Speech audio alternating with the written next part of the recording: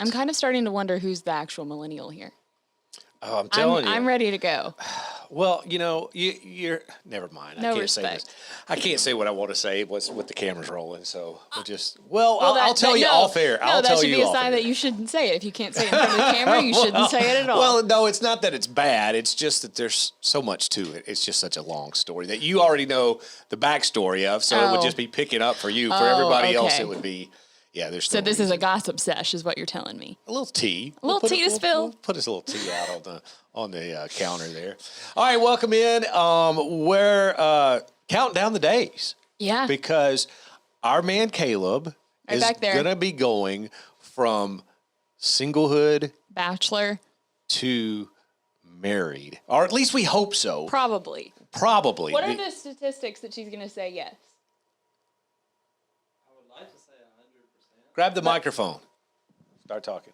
I'd like to say 100%. So yeah. Let's like a 99.999% chance. Her parents have been asking her, when am I going to ask? Really? Yeah. That's a good sign. That's good. So the last time we talked to you about this was you were going on a ski trip with them. To Utah. With the family, her family, and you weren't going to make the decision there. You haven't even talked to the parents yet, right? Right. Okay, so when's that coming? We need to know that. And can we come with you? Or do you need us to come with you? No, I told my grandma I was going to do it last week. She's been, paranoid. Yeah? Yeah, she moved up Does here. she want to live? She's thinking, maybe I'm not going to live long enough to see Caleb do this. Yeah. Yeah, you need to do it for Grandma. She's that kind of grandma. Do it for Grandma. I think, honestly, we're really good at offering emotional support. So I think we would be a good choice if you do need that emotional support. Like, if you need someone to come with you. Really consider us. We're great at that. Yeah. I give good hugs. Steve gives good back pats. Like, you got this. You know what I mean? Fist bumps. Fist bumps. I'm the king. Great at it. So here's the thing too. So we don't have to worry that Ellie, right? That's her name? Yeah. That Ellie is going to see this or watch this. Right. So everybody is sworn to secrecy until Ellie and Caleb accept the proposal. I do feel like, not only should we get invited to the wedding, we should also maybe even be in the wedding. Get invited? Well, of course. But what do you mean? But be involved somehow. We should be absolutely. We planned the engagement pretty much. Yes. We came up with the great idea of how we should do it. We're doing everything except get married. We're really doing a lot of the grunt work. That's what I'm saying. I think this is a good idea. If are you ordained? Can you marry people? I have not been yet, but I can't. You That's can. a formality. Yeah, you can get ordained. That's fine. But see, now Caleb's dad's a ring pastor. bearer. Will he get cranky if he's not? No, I don't. He probably won't marry us. Really? What about her dad? Is she like a pastor? Or he's like a pastor too? No, he does that magazine. He has a magazine. Hootens.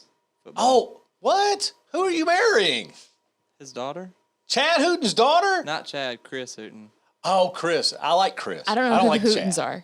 Yeah. Chad's fine, but Chad's the out front. Yeah. And Chris is the more laid back guy. Yeah, he's behind the scenes. I didn't know that. So Ellie Hooten is your girlfriend? Yeah. I had no idea. Now everybody That's in cool. Patreon knows. Now everybody in Patreon. I didn't know that we're all family about who this. are the Hootens? Or like They're a big deal. Are they the Vanderbilts of Saline County? That's Saline County, Grant County. Grant County. Yeah, Sheridan. Yeah, they're from Sheridan. Yeah, Hootens is the largest high school and college football magazine in the state, and not only in the state, in the area. They produce a magazine. They claim to be in the nation. Yeah, it probably is. It's a couple hundred pages. They do previews on every single high school and college in Arkansas. Okay, I'll bring you a magazine next week. So I've got. No, I don't. I'm in the wrong car. I said I've got if I was in my wife's car, I've got the magazine in my bag. So I have a question now. Okay. Has this changed the dowry? Now that she's apparently the Vanderbilt of Sheridan, Arkansas, it may be. Does this change the dowry for her? It would surprise you. A lot of people don't know who they are. Yeah. Like you. Yeah. I don't. I'm sorry. If you're in sports, they're like a big deal in Arkansas. They're kind of a big deal. Well, no, that's the fallback or the drawback is I'm not into sports and I am not originally from here. Yeah, and Hooten's Arkansas Football Magazine, it's a big deal. It's a big deal, yeah. Well, and so Caleb is going to be like the heir. He's going to be the son-in-law. I know. Oh, this is going to up the stakes. How is your writing skills? You're going to have to learn how to write and take. No, they're bad. You're acting like he's illiterate. My grammar is bad too. What I'm talking about, I mean just writing skills for the magazine, because he's going to have to be expected to take over at some point. Yeah, I'm sure. That's true. Been talked about. I don't know. Yeah. I think this is a good idea. Mercy. This is up to the stakes. The drama has increased. It really has. And so it is all the more important that we be at the proposal and the wedding itself. Yeah. Any premarital counseling that they need, I think we would be a great choice for that. I think we are too. There's a lot of things that we should be involved in. So serious business. What if we tag teamed as far as the ceremony? We could be the ministers. Because they'll license anybody on the internet. They will license anybody on the internet. I don't know. We could tag team. I feel like ushering is probably more my strong suit. You're not an usher. I'm good with the family, though. I can be like, no, you sit over here and you sit over here. And I think I would be good because there's a lot of like air traffic control signals and hand gestures. Yeah. I think I'd be better at that. I don't know. But I could take the stage. You go get married. I could do it. Literally, no joke. When I got married, Steve said, if you weren't so close with your dad and your brother, I would walk you down the aisle. No, that's true. That's true. You said that, and you're like, if they, under mysterious circumstances, something happens. At the time, your brother had no sense of reality. He was living in Minneapolis for whatever reason. Living in Minnesota, Why would anybody do that? I'm sure there's great people that are listening in Minneapolis. Well, no, this is all Patreon. So no.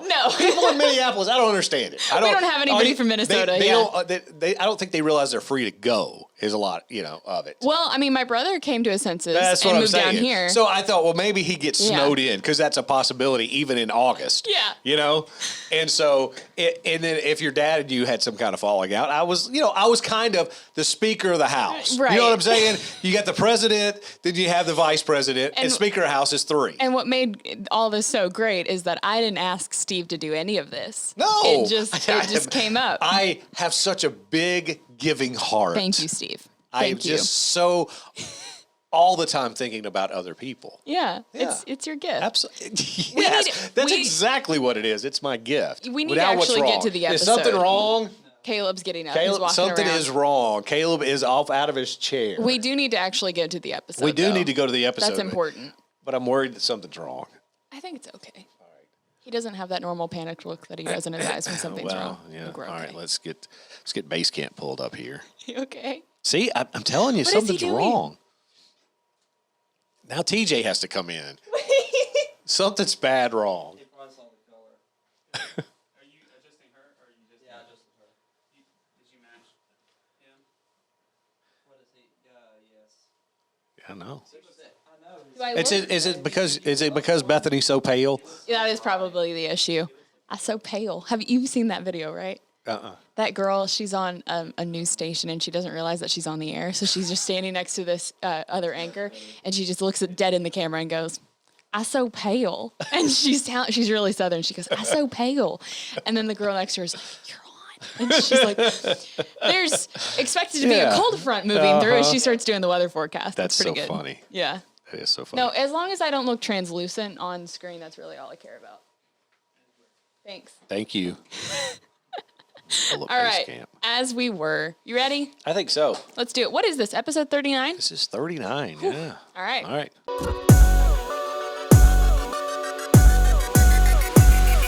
Welcome to Steve and Bethany's Hopecast. It's your weekly dose of hope, encouragement, and a whole lot of fun.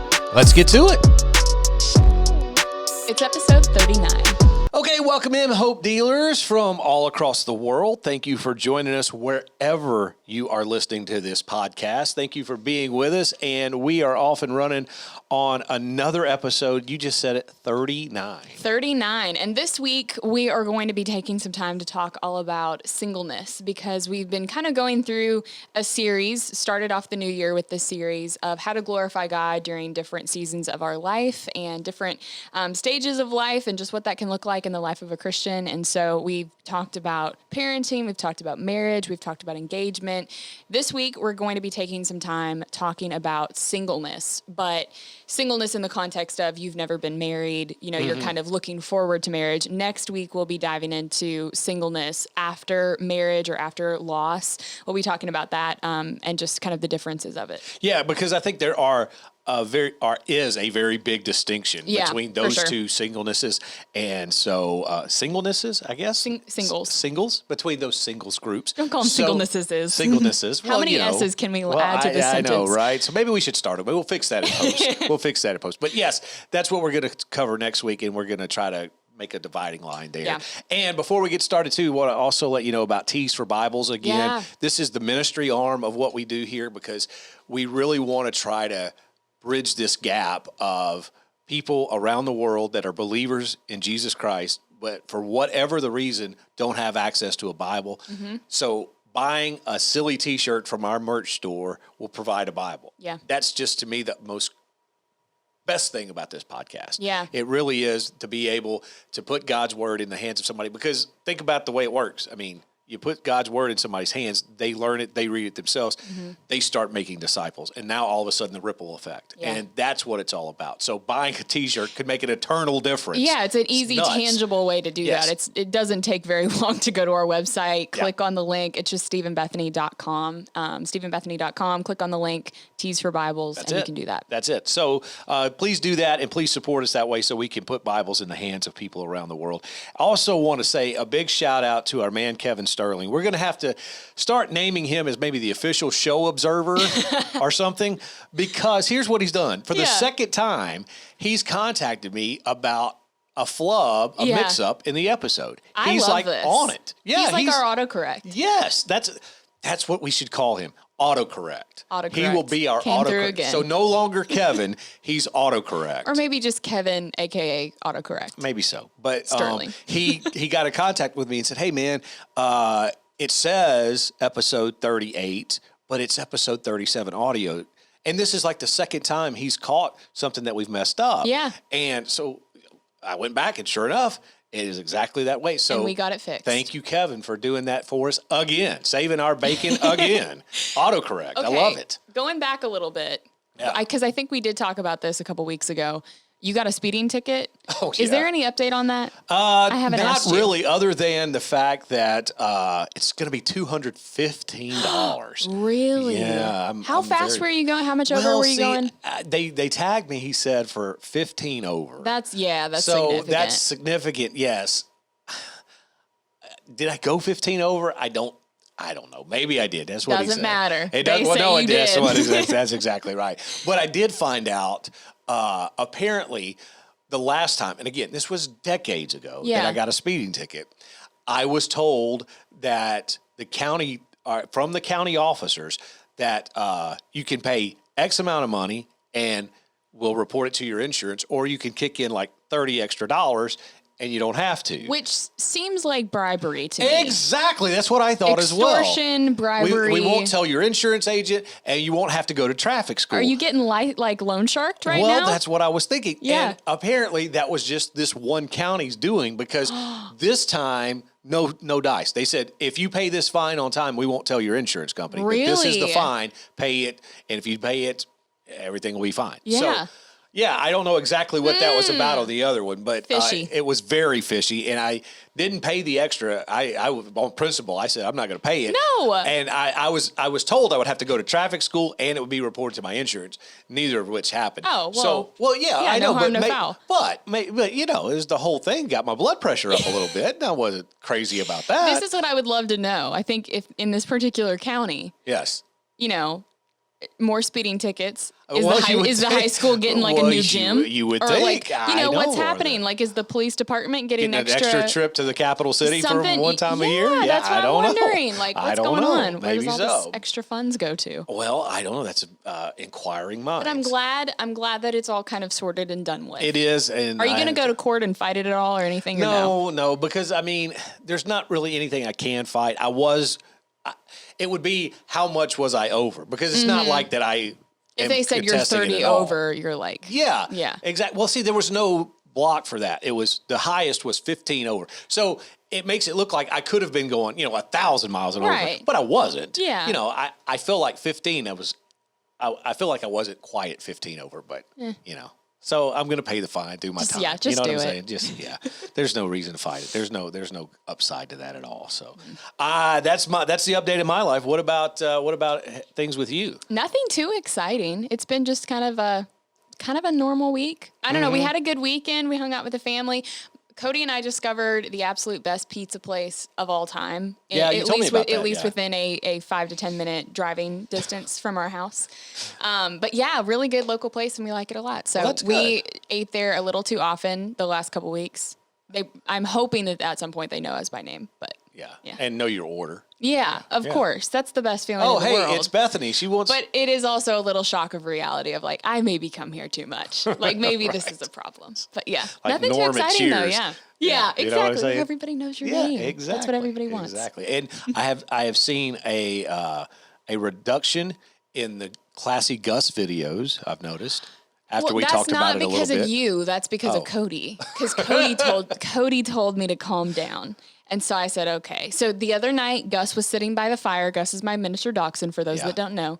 He was sitting by the fire, looking adorable, and I didn't post to Instagram. Yeah, you usually post it to Instagram with some kind of like classy jazz music in the background. I'll do a little video, of him just sitting by the fire, looking adorable, and I decided to back it off a little bit.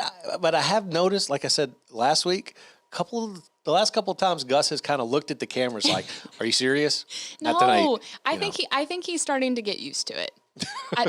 You sound like a stage mom. You reminded me. Somebody on Instagram reached out to me and said, "We're looking for dog owners to represent our brand, to be like a brand ambassador. DM us." But it looked a little fishy because I couldn't pronounce the person's name. And that's not a knock, but it looked like a fake account. Like it just looked like something very sketchy. They had one follower, which is another thing. And so, you're going to be an influencer for a group that has one follower. That's what I'm saying. Like it looked like an account that was maybe made by a child and is just reaching out to random people. So I was very flattered though. I thought, hey, they noticed that I'm posting about my dog. There you go. Okay. When we come back, we're going to get into our topic today, which is singleness. And how you can glorify God and honor God in that kind of time in your life where you're just getting started and you're hoping to find a mate. You're hoping to find the true love and the happiness and the unicorns and rainbows and all that fun stuff that Hollywood always tells us about. Right. How can you do that in that in-between time? We'll get to it here in just a second. Okay, so let's get into it. The singleness, as far as we want to try to glorify God in a time before marriage. And when you're thinking about getting married, and again, we're going to make that dividing line.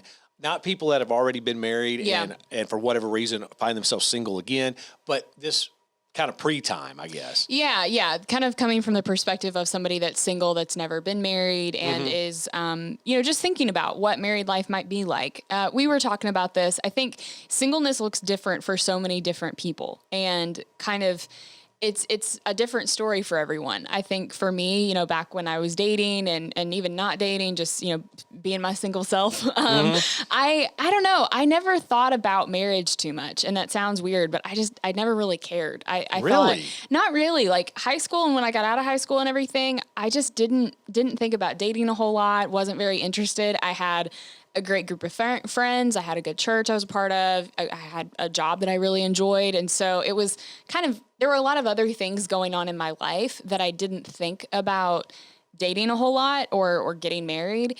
And that's why when I met Cody, it was kind of surprising because I was like, oh, okay, I like this person. I guess this is what it feels like to really like someone and really care about someone. So I was almost taken off guard when I met Cody and when we started dating. And of course, I really love him now. So, my feelings of have changed, of course. But I don't know. That's how it was for me. But I know that that's not everybody's story. I think it's certainly not mine. No, singleness can play out. Were you not like that? No. When I can remember, I went to a D Now weekend, which was a Disciple Now, which is a youth kind of weekend where a youth group will get together and then they'll break up and go to homes and 3 or 4 kids in one home, and you have some small group time there, and then everybody gets back together for nighttime events and what have you. And I remember I was like 17, and we started doing a study on what to look for in a wife, or in this case a wife for me. We were a bunch of guys in there, and what that would look like, and exactly the steps to kind of take, and that really kind of planted the seed for me as far as hey, this is something I really want to kind of go after. And I started thinking then for really kind of the first time in my life about a real relationship and wanting to have that special person and to invest time in. And I started thinking about, okay, what does that person look like? Because that's kind of what the weekend was based around was, you had to have some foundational principles, obviously, but what do you personally, what are you looking for? And then to try to start thinking about looking for that kind of person in terms of that basic foundation and then what you're looking for on top of that. Yeah. And so it was really an eye-opening experience. It was something kind of changed my whole kind of outlook because I never really thought too much about, the seriousness of looking for a relationship. Yeah. And then once I went through this weekend, it was like, okay, this is something I'm going to start focusing on. And I did for the next few years. I mean, I started dating intentionally, and I started dating hoping that, I didn't want to just go date and have a good time and whatever. I was looking for a serious relationship that would lead to marriage. Yeah. And that was from, like I say, 17 years old. I think that's kind of where I was at. And when Cody and I talked about it after we'd been dating for a while, we both said before we met, we were both very content at where we were in life. Not that we didn't ever desire to get married or desire to meet that special person, but I think both of us were at the point in life where we thought, listen, like if I meet my spouse tomorrow, great. If I don't, that's okay. Like I'm content where I'm at. And I feel like so often, especially in the church culture, I don't want to just point fingers and say it's just the church because I think the world in general can have this mindset. But I've definitely felt it a little bit within Christian circles that marriage is elevated to this pedestal of like, this is what you're meant to do. This is your purpose in life, and marriage is the end all be all, and it's, the best thing ever. And if you're not married, well, you just haven't reached that yet. And it's kind of like singleness can be looked at as this awkward stage, like the puberty of life, so to speak. No, like, for real. Singleness is this awkward stage where you haven't quite reached, the end goal of marriage. And so you're in this season where you aren't married to anybody or you're not dating. And so, singleness is just the stage that you have to get through to get to marriage. And I think that's not doing singleness a full service because I think that singleness is a good stage. It's a stage where you can really grow and develop as an individual. You can grow and develop your relationship with God and really have that be your sole focus. Not that it shouldn't be after you get married, but once you're married, like there's a lot of other things that can kind of compete for sure. And so singleness is a really unique time where you can really focus and hone in on your relationship with Christ and finding your identity there. Well, because see, it's funny that you bring that up because I fell into that. Yeah. I fell into that when I was that stage of my life. I wasn't content. I wanted to be in a relationship. And I wanted to have that. I felt like that was what was missing, Yeah. And so I tried my best, I tried, trying to date within reason, but trying to date anybody that would be like a potential. Yeah, a potential. Anybody that I would see as kind of a potential, I would try to go after because I wanted to fulfill that need that I had in my life because I fell into that trap. And again, I don't think it was on purpose, but yes, I think marriage was elevated to a certain standing that if you weren't married, you were not quite all the way there. Yeah. Yeah. You were okay, but you weren't, you were like the rookie. Yeah. This job is for professionals. You're just the rookie, so you just wait till your time. Well, but that's so wrong. And it wasn't until I had gone through a couple of relationships that I thought were going to be, the one. Yeah. And they only lasted a handful of weeks or whatever. And it got to the point where I was just like, okay, I'm done. I don't want to do this anymore. I'm tired. And I started focusing on my relationship with God, like what we're talking about. And then all of a sudden it just kind of happened out of the blue where I wasn't looking for it. Now, I know there's probably single people listening right now going, hey, that's what I've done for the last, X number of years. Yeah. I've focused nothing but God, and yet nothing's happened for me.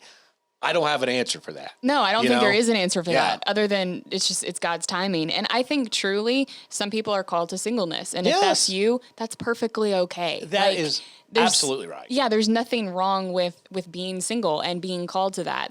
I think that's completely okay. And also, while marriage, of course, is awesome and super fun, and I would 10 out of 10 recommend, like, it's great. There's also, like I said earlier, singleness is a season that you're not going to have, during every time of your life. Like, when you're married or when you have kids, there's other people that you have to think about and other schedules and emotions and feelings. And you have to kind of think about those other people. Whereas when you're single, if you want to go and do something and pursue a dream that you've always had, you have the freedom to do that. Not that you can't within marriage, but there's more people involved. And so you have to kind of think about your spouse and think about your kids and different things like that. But I can kind of feel that, when singles are going through that season of life where, they're maybe looking for a spouse, they think, or some singles, I should say, not all, but some can think that marriage is the thing that they need to have to be complete. Or I was there. Yeah. Well, or once that, once I get married, like, I won't struggle with this anymore. Or once I get married, I'll be complete and I'll be whole. And absolutely. That was me checking all those boxes. Yeah. Marriage will be the thing that fixes me. Is a lie I think a lot of people fall into. And if anything, if anybody is listening that's feeling that way, I would just encourage you to go back to God's word and, like, look at what God says about marriage, that we're supposed to be helpers and, be spiritual leaders, and there's just roles within marriage. And so I think that, we can't look at marriage as this end goal of, like, oh, this is the thing that I need to be or reach to be all that God has created me to be. I think we need to look more at, I have a relationship with Christ, so therefore I'm made whole in that. What is my purpose as a believer, as a son or a daughter of God? Like, what is that? How is that my purpose? And then how can I live that out, whether I'm married or whether I'm single or X, Y, Z, whatever that looks like. No, I think that's phenomenal. And the only thing I would tag on to that is, if you're really serious about wanting to have a relationship and you're just not in that stage yet, I would suggest pray for that person that you're wanting to be with. Pray for whatever's going on in their life, lift them up. And I think as you keep doing that, you will get to a point where you will either, number one, already, that will be you will have an answer to the prayer, or number two, God will start showing you that that's not necessarily the route he wants you to take. Yeah. You know what I mean? So I think that's a good way to start, to see whether God wants you to stay single for another little while. Pray for that person. And if those prayers don't seem like they're being answered, or if they don't seem like, they're making connection, and then maybe that's God leading you. I don't know. Maybe not. Yeah. That was the things that I was thinking about when we were approaching this topic. So I would just say, keep it in prayer and keep focusing on God. That's the main key. All right, so we'll insert the YouTube ad right here, and then we'll come back and we're going to continue talking about this. We're going to talk about, let's hit on that, cure for loneliness. Do you want me to open and then you touch on that? Yeah. Why don't you open? Yeah, I'll do that. Yeah. Okay. All right. So. Well, we're back continuing our conversation all about singleness. And this week's episode, we're really touching on people who have never been married, that are thinking about their spouse or thinking about, what they're called to be as single people, and whether they're supposed to stay single, whether they're supposed to get married, just all of that stuff. Next week, we'll be talking more about people that are either divorced or widows or widowers, and are in a season of life that looks a little bit different in terms of singleness. So we'll be talking about that next week. Yeah. And just as a little preview, I've already got a contact with a couple of ladies who have gone through that experience of being married to their sweetheart and losing them much too young. Yeah. And where to go from there. So we'll be talking about that. So we'll be getting them firsthand from them. And wanted to continue to talk about this topic today, especially when we're concerned with singleness in this season of life, when you're just kind of starting out and getting going in life, maybe in your 20s, 30s, you haven't been married yet. I think one of the things that I bought into, the lie that I bought into, was that I won't be lonely if I have somebody. in my life, you know, because I grew up as an only child. So I didn't have a whole lot of, you know, I didn't have a whole lot of friends, didn't do a whole lot of things. And not that that was bad or anything, because I had a great childhood. I'm not trying to structure it like that. But I always felt like I would have loved to have had a brother or sister just to have in the house, to have a relationship with, and I didn't.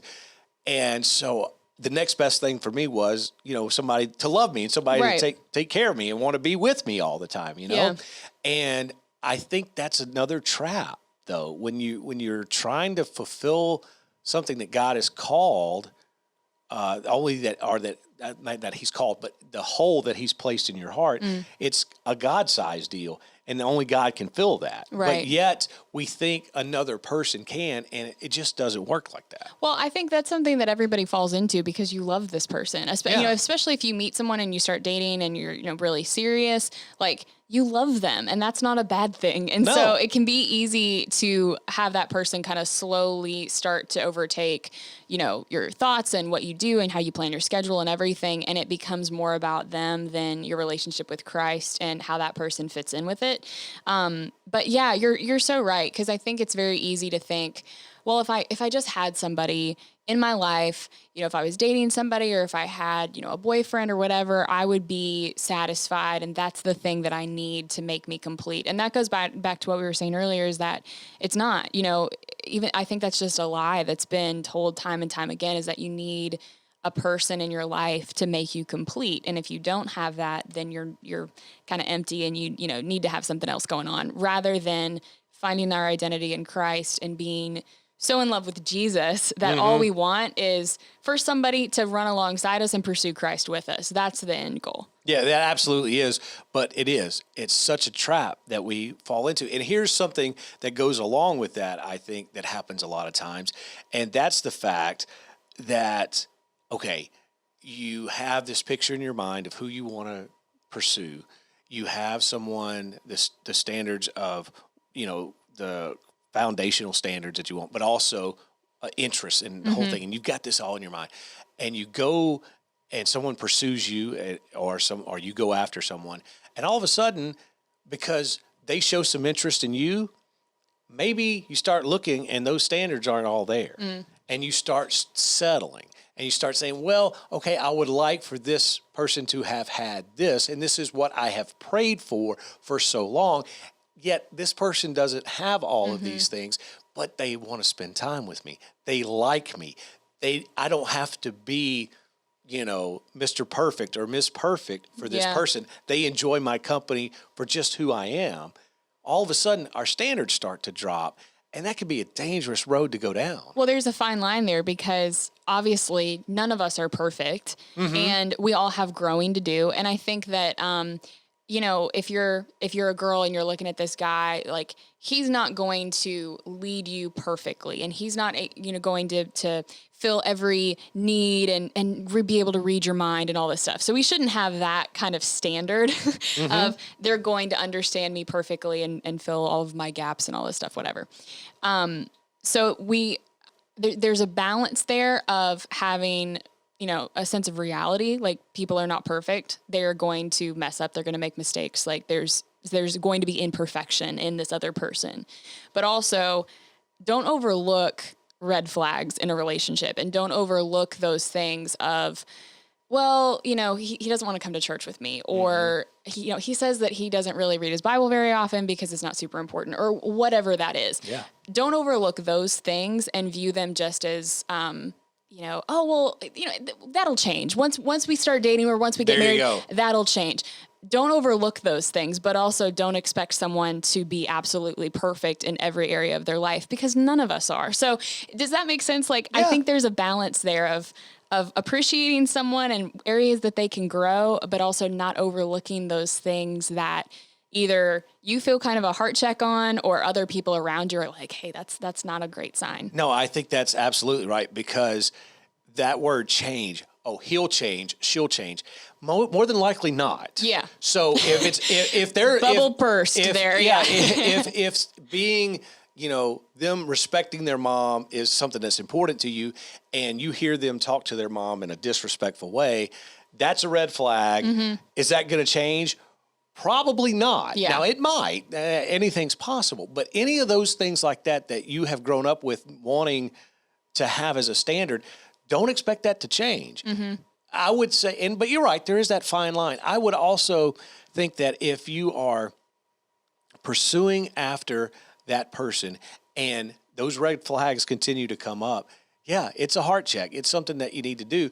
But again, when you have that person in your life and you can't, I guess what I'm trying to say is you can't let all the emotions of how good you feel with them and make excuses for things. You know, if you find yourself to your friends, to your parents, having to defend, that's a bad sign, more than likely. Yeah. You know, now again, not everything's 100%, not everything's a blanket statement. But if you're defending a lot of times behavior by that person that really makes you feel special, you may want to check. You may want to check your heart. And that doesn't mean like, oh, you kick them to the curb and you never talk to them again. No. But I think it is worth taking a step back and kind of saying, okay, like, is this person a believer? What's their relationship like with their family? What's their relationship with like with their friends? And really kind of taking a wide angle view of the relationship of before you get so deep involved. Right. Because the further you get involved, the harder it is to make that break if you need to. Another thing too, I've seen this a couple of times with some of my friends that, you know, they dated a person that they thought that they were going to get married to, and then they didn't. And, you know, for whatever reason, it didn't work out. And that suddenly their whole world breaks and they think, okay, I'm not loved by anyone. God doesn't love me. I thought that this person was the one, and then now we're not getting, you know, we're not together. Who am I going to get married to now? What's going on?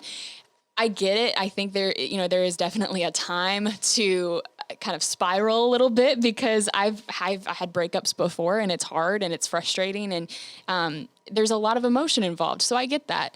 But also I think you need to, again, kind of step back and remember who God is. Right. And remember that your value is not determined by your relationship status. That's not what it's about. It's about finding your identity solely in Christ, pursuing your relationship with him and trusting him. I think it goes back to that. It's about trusting the sovereignty of God, because if you really trust him, you will trust him with every aspect of your life. Not saying that I do that, because I certainly don't. And it's really, really hard, especially with relationships and your love life, to trust God with that. Because there's hearts involved, there's emotions involved, and that's tough. But yeah, it's about just remembering that God is good, God loves you, and he has a plan for your life and for the person that you might marry. And so you have to just trust that God's timing is perfect and allow that to play out. And you may be like me, where you're not even looking for it, and it kind of sideswipes you, and you're like, oh, wait, hold on. I like this person. What's going on? You know, I really didn't anticipate that I would get married when I did. That wasn't what I thought my life would look like, but God's timing is perfect. And maybe if you do find yourself always obsessing, when am I going to get married? When am I going to find that right person?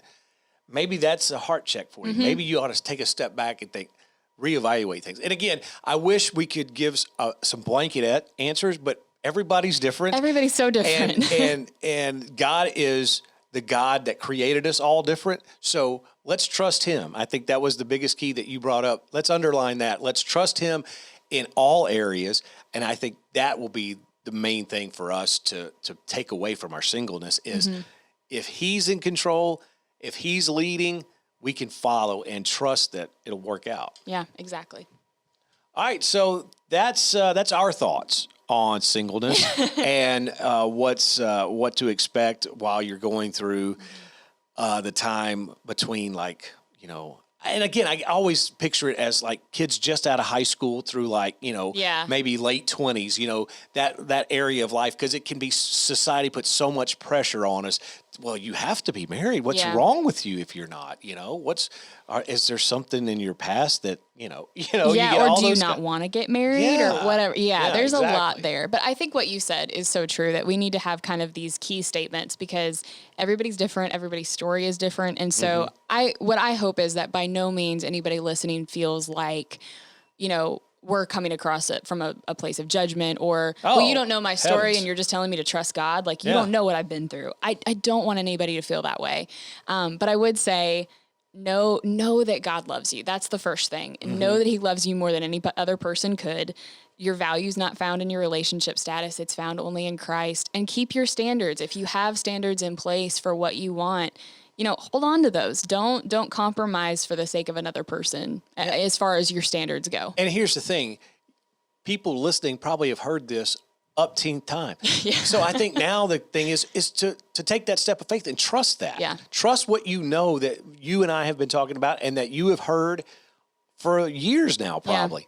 Put that into action. Put that faith into action that God really is in control. Take that more than the listening. Make that the doing, like James 1:22. Don't be hearers, be doers. Be doers. That's it. Well, I think this is good. I hope that this has been encouraging for those listening that are single or maybe know somebody that's single. And I would just challenge, married people out there or people that are, have kids and all kinds of things going on. Reach out to those maybe in your church that are single and feel like they're not like part of the in crowd or something just because they don't have a spouse. Like, you need to reach out to those people and be like, yes, you are. Absolutely. Yes, you are a part of this. Because they have so much to offer. Right. They're such good people and they have such a unique perspective on things that married people, a lot of times, are blind spots for us. Yeah, for sure. For sure. So don't forsake the single people, for sure. Don't that needs to be the title of this episode. Don't forsake the singles. Don't forsake the single. That's not bad. That's not bad. Well, because we need a title for it anyway. So we do. All right. So I think it's time to take this one and kick it in the driveway. Let's wrap it up. Yeah.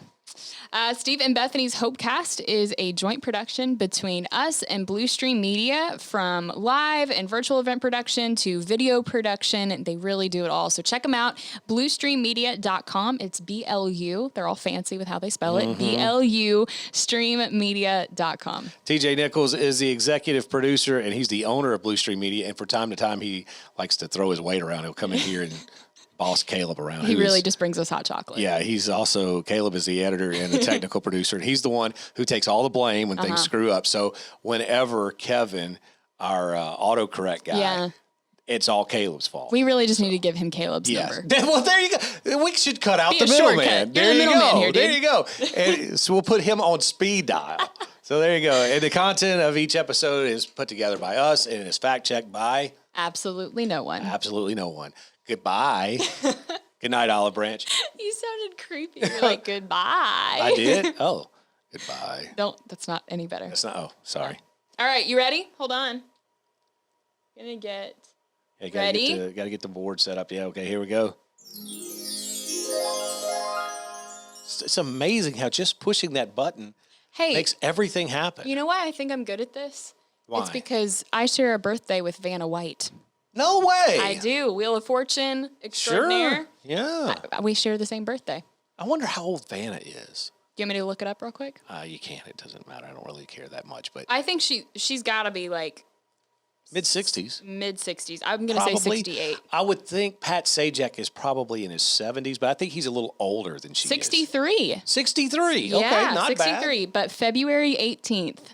Very nice. Yeah, and her job went from being the easiest to crazy easy, because it used to be she actually had to physically turn the letters, and now it's just touchscreen. It's just touchscreen. I don't even know if she actually touches it. There's probably somebody that's just doing it. But it's Vanna. Yeah. What are you gonna do? But yeah, birthday buddies. That's awesome. That's awesome. So, okay, today's Aftercast is about the Super Bowl, we think. And we say we think because we turned it all over to young Mr. Caleb again. And did we? Yes. So we decided. I didn't know he was involved in this. Yes. So I just said, hey, look, the Super Bowl is coming up this weekend. We ought to do something fun with that. And he said, I got it. So what'd you come up with over there? All right, we got 5 questions, just random Super Bowl facts. I'm going to be terrible at this. Not really about football. It's not really about the game, though, right? There's one kind of about the football aspect. Okay. All right. Wait, let's get some ground rules. How are we? Are we going head to head? Or are we going like teamwork? Yeah, we'll do teamwork. Okay, I like it. I like it. All right, number 1. What brand has had the least successful ad in Super Bowl commercial history?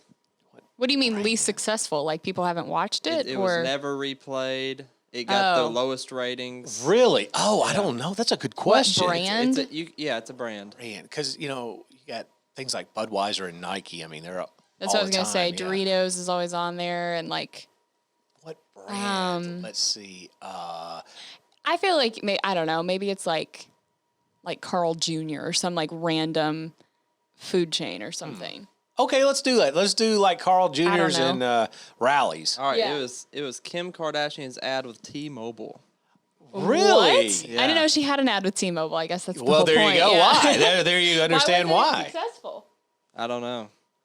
Wow. So okay. Okay. Just So on a nobody huge- bought a huge page of Super Bowl facts. the soon-to-be former Miss Kanye selling phones. Are they getting divorced? Unfortunately, I think those two crazy kids are headed to being divorced. You know how much I think. care? Well, Don't pay any attention to that stuff. yeah. You're Can't so do it. heartless.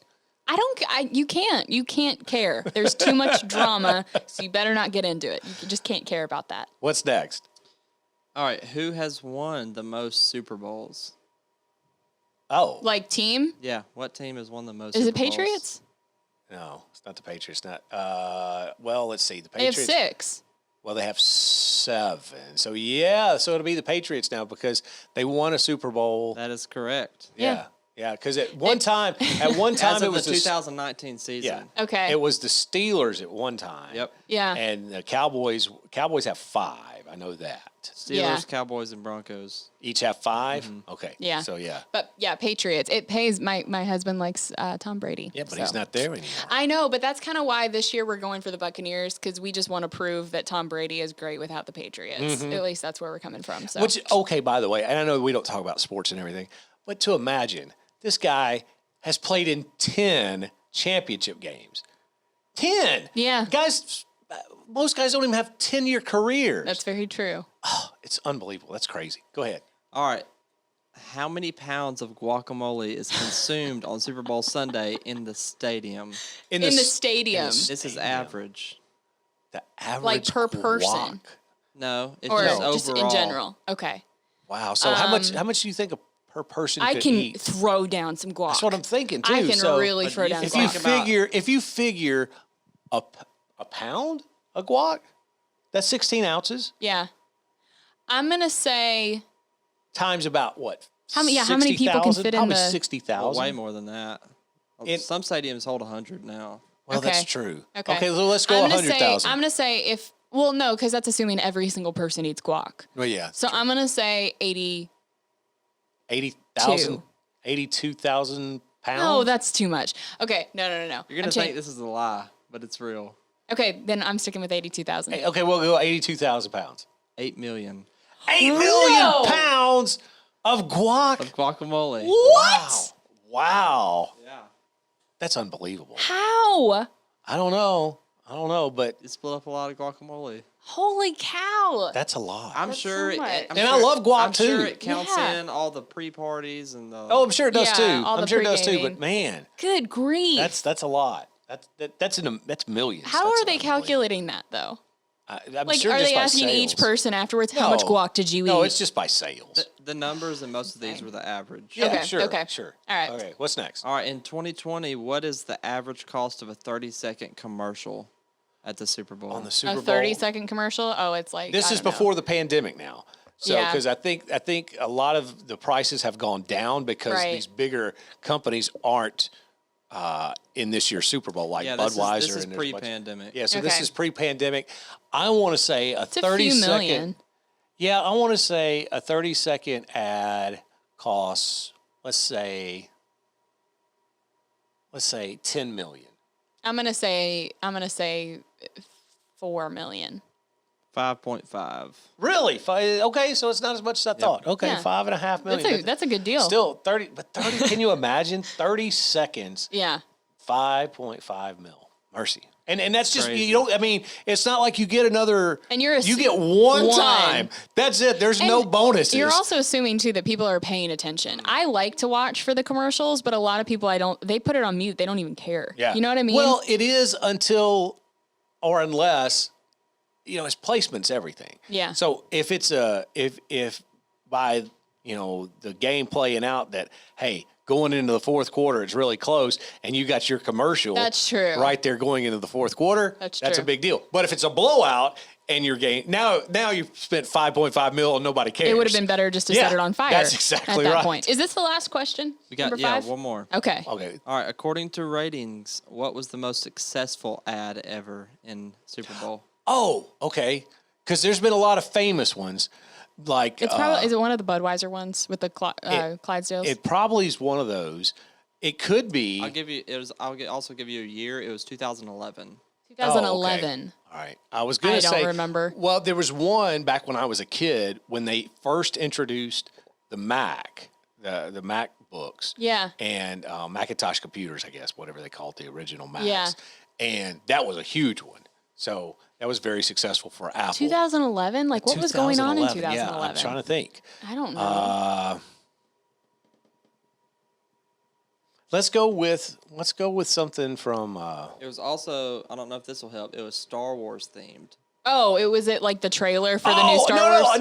No. I know what it was. Hold on, what? It was a car commercial. It was a little kid who was dressed as Darth Vader. And he's like going like and, this. And the parents are doing the alarm system. I remember thinking that. he's got the Force. What was the name of that was in commercial? 2011? It was Volkswagen. Volkswagen. I remember that. We got it right. Yeah. We got it right. I can't believe that. I didn't know that was 10 years ago that commercial came out. That's I didn't insane. think so either. Man. But that's amazing. Here's a little fun fact for you. Okay. So I just saw this. Yeah. You know, The Weeknd is playing the halftime show.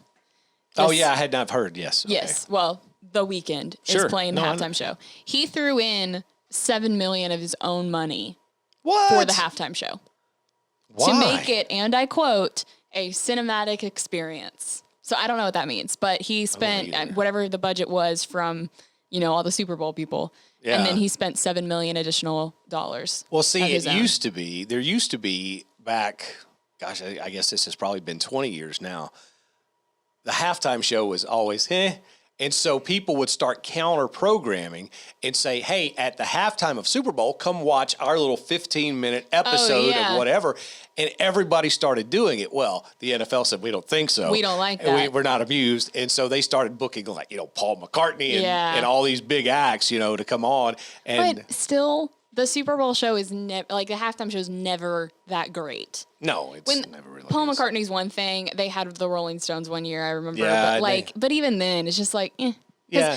What gets me is all these people that are standing around the stage acting like they know who Paul McCartney is. Sure. I'm like, you don't appreciate him. You don't know what he is. You don't know who he is Exactly. and all that he's done. Exactly. Yeah, they're just these random people that get paid to go. Well, exactly. Yeah. Those are because come It's on, does the distracting. weekend really have that many people that are going to be No. fans down at the And floor? of Cody the and I were stadium? talking about this. The Weeknd has some pretty bad songs. He can't. Oh, yeah. He can't sing the lyrics to any of them. Oh no, that would be He's gonna bleeped get. out. You know, Yeah, it's sure. just gonna be like beep, beep, beep, beep, beep, beep. That's gonna be the show. Yeah. So Yeah. it's Super Bowl. I'll 20. watch it, though. What We'll is no watch it. 55? Right, Super Bowl 55 this year. Really? Yeah, Tom Brady against Patrick Mahomes, the new versus the My old. homie. Yeah. So okay, so that does it. Thank you guys for watching. We appreciate you joining us as This was always. educational. This was very educational, and there was something else I wanted to mention, and I can't remember what it is for the patrons, so they could be on top of. What was that? Oh, the new devotionals. Well, the new devotionals are out. Yes, that's. Hopefully, you had a chance to read that. I think they turned out really good. I hope so. Yeah, I hope everybody. I liked it. yours. Thank you. and I liked so- yours. So, so we got a fan of at least one of them. Yeah, you each know, other. and so of each other. Yeah. And I know what it was.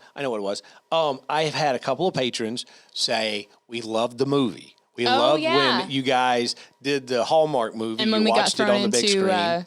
YouTube jail. Yes, but we found a way around it. We got out. And so we should do another movie. I think so that's a good what idea. should we do? That's the question. Oh yeah. Well, yeah. Send us some requests. Yes. I feel like we should do like a movie maybe that neither one of us have seen, or I would be down for another Hallmark movie. Those are always fun and Mm-hmm. very roastable. Or should we do like since we have such a generational gap, Mm-hmm. should I pick out a movie that was like popular like in the 80s that I grew up watching that you've never seen and vice versa?